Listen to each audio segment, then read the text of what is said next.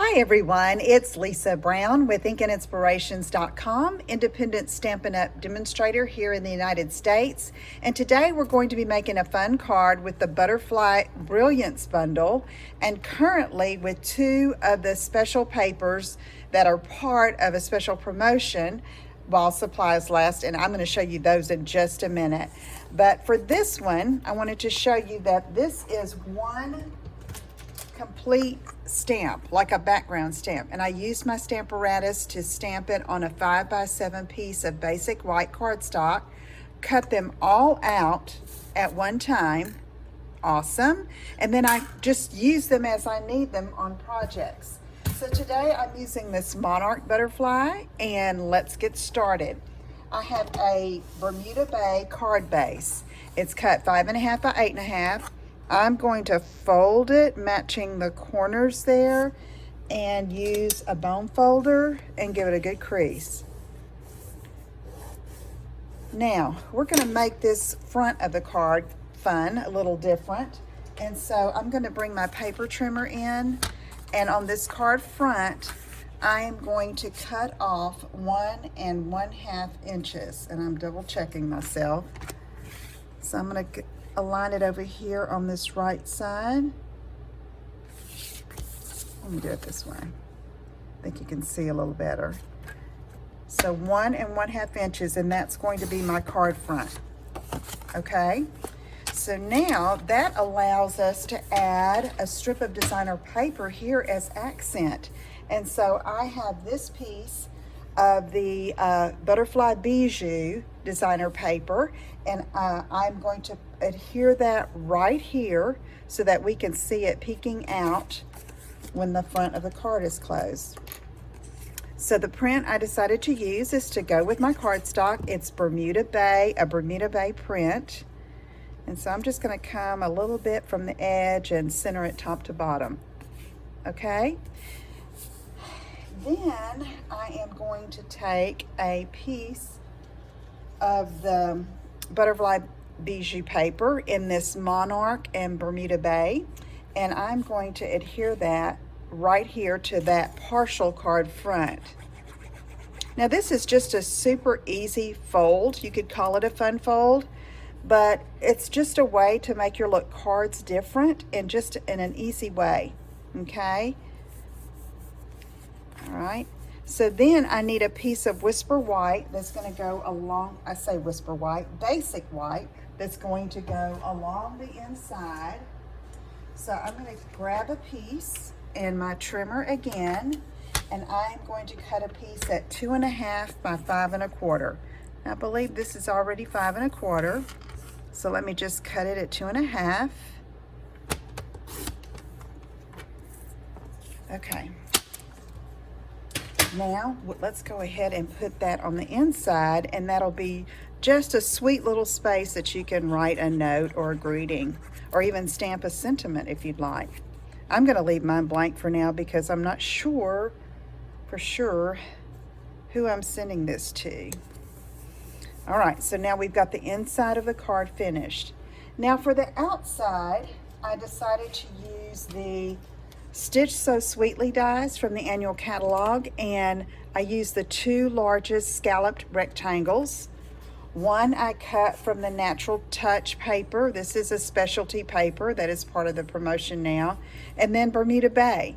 This is the same color as our cardstock base. And I'm going to go ahead and adhere those two together. Just put it over top.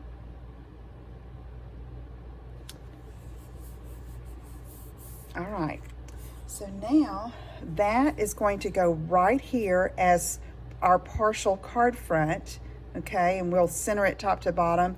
But first, I want to add some ribbon. So what I did is I took some of our crinkled 3/8 inch seam binding ribbon, and I colored it with my dark Mango Melody Stampin' blends so that I could have some ribbon that went perfectly with my project. Didn't have any Mango Melody ribbon that was already made, so I thought I'll just make my own.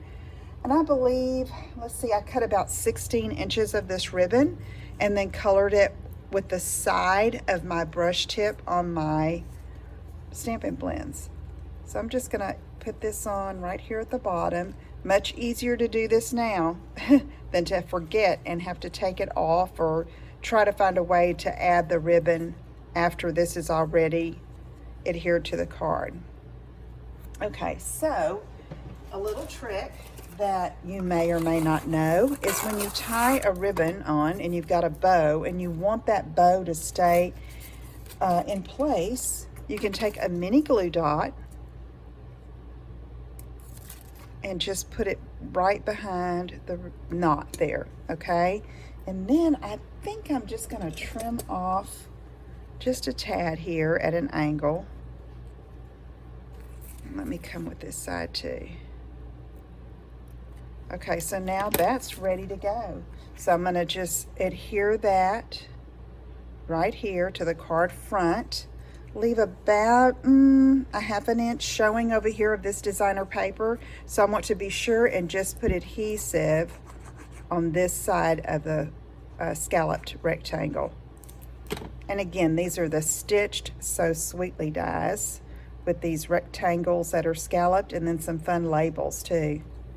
Okay, I'm gonna push it over just a tad. Let me line that up. Try to get it as straight as I can, and then we can let that sit a minute. Now let's go ahead and do some coloring.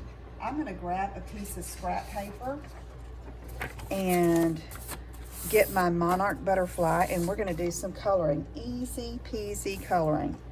So first, I'm taking my light So Saffron blend, and I'm just gonna color the whole butterfly.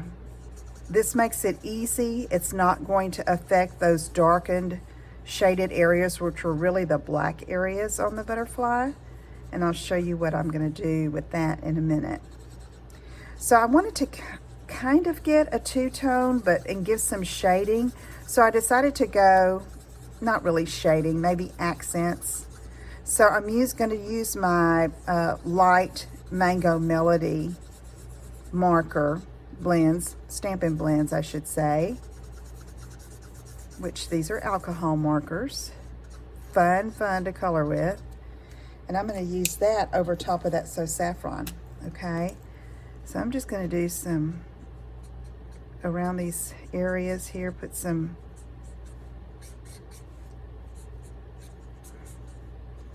not really have a rhyme or reason, but you know, just kind of going against the edges of these dark areas. Maybe around the edge here too. I think I like that. Let me do that. And you know, as these blends, the ink on the blends dries, generally they lighten up. And so after you color and it dries, you can always go back and add another layer of color, which is what I'm doing right now. Just kind of outlining with those. Okay, so now instead of using my black Stampin' blends, I thought that might be a little harsh. So I'm using I think this is my dark smoky slate, and I'm just going to go over these dark parts here. I tried to match the butterflies that are on the designer paper. So I'm just going over these dark areas and make it stand out a little bit more.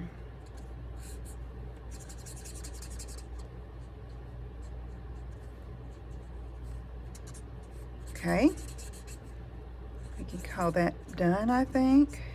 There you go. All right, so now we can go ahead and attach this to our card front. You see how it's mimics and looks like those monarchs there on our paper? So what I do with the butterflies, or what I like to do, is I bend them like this in the center so they look like they're in flight. And if you give it a good bend, my guess is that when it's taken from the envelope, it will pop back up a little bit, okay? And so I want to put it toward the top there because I'm going to put a sentiment right here, okay? In fact, let's do that first. Let me get a piece of basic white again. And I have a sentiment from the Peaceful Moments stamp set. Here it is. This is in the annual catalog with some really pretty sentiments. It says, thinking of you with all my heart. And I'm going to get some Bermuda Bay ink. And we're going to stamp that on here.